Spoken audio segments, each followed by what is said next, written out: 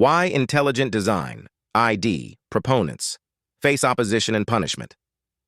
The ongoing hostility towards intelligent design, ID proponents, stems from several interconnected factors.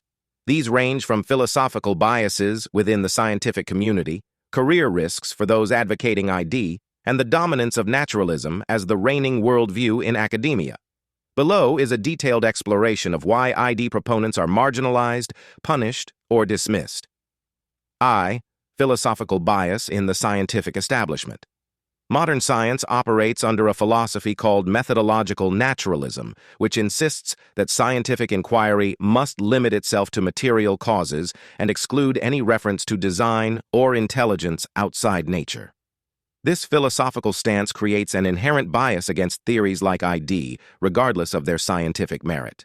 Quote, "We take the side of science in spite of the patent absurdity of some of its constructs, in spite of its failure to fulfill many of its extravagant promises, because we have a prior commitment to materialism.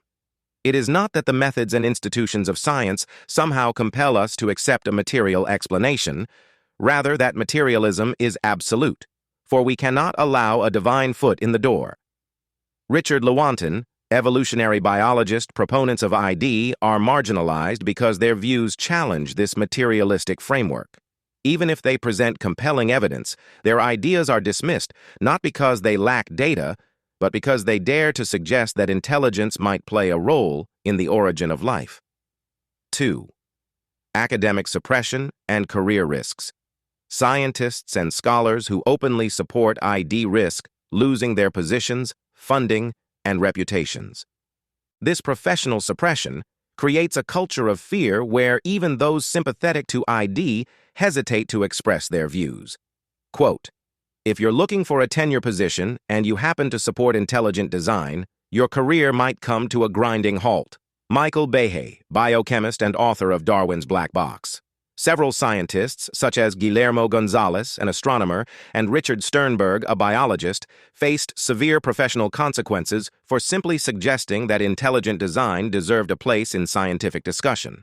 Sternberg, for example, was ostracized after publishing a paper on ID in a peer-reviewed journal, despite following the correct editorial procedures. Expelled.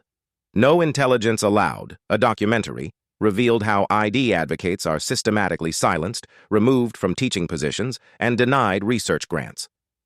Third, ID challenges, the scientific consensus. Another reason for the backlash is that ID poses a direct challenge to the evolutionary consensus. Paradigm shifts are often met with resistance because they threaten the foundations of the existing worldview. Quote, "The scientific establishment behaves just as the ecclesiastical establishment did when Galileo challenged their orthodoxy. They attack anything that challenges their framework with hostility." David Berlinski, philosopher and critic of evolutionary theory. The scientific community depends heavily on consensus, and anyone proposing an alternative explanation, especially one that involves intelligence, is seen as undermining this fragile consensus. A clash of worldviews. The opposition to ID is not merely scientific, it's philosophical and ideological.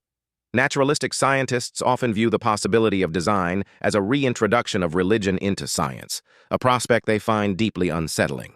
The hostility towards ID can be understood as part of a larger struggle between worldviews, materialism versus teleology, purpose-driven reality.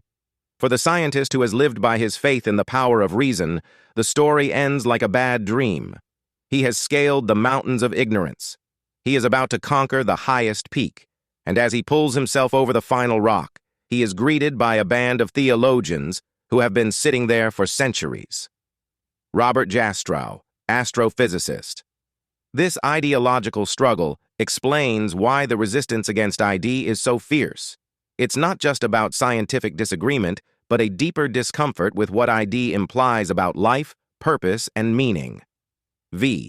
Conclusion: the punishment of ID proponents.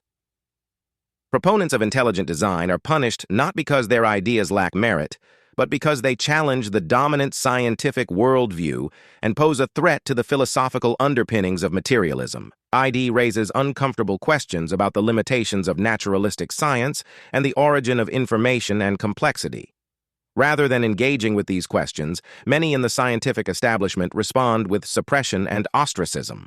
Quote, "In science's blind pursuit of materialistic answers, it refuses to acknowledge the possibility of intelligent causation, not because it has been disproven, but because it is philosophically inconvenient."